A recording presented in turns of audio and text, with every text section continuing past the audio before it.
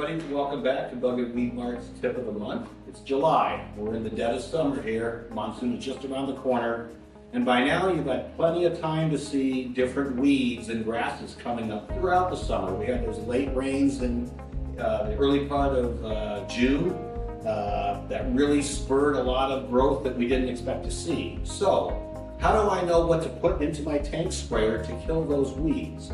Well, really, without knowing what the weed is, there's a little bit of question, but it comes down to two things. One, is it grass or is it a weed? And two, is it growing in grass or is it growing in rocks?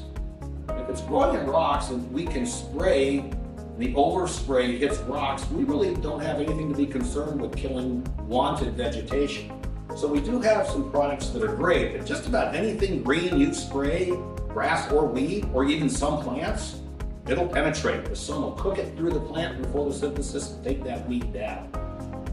Now, if you have a lawn and you have weeds growing in the lawn, then we want you to bring that weed in, and we're going to figure out exactly which post-emergent product you need. Again, we'll use that same sprayer, but when we spray that weed in your grass, it'll kill the weed a little slower, but it'll kill it without killing the lawn.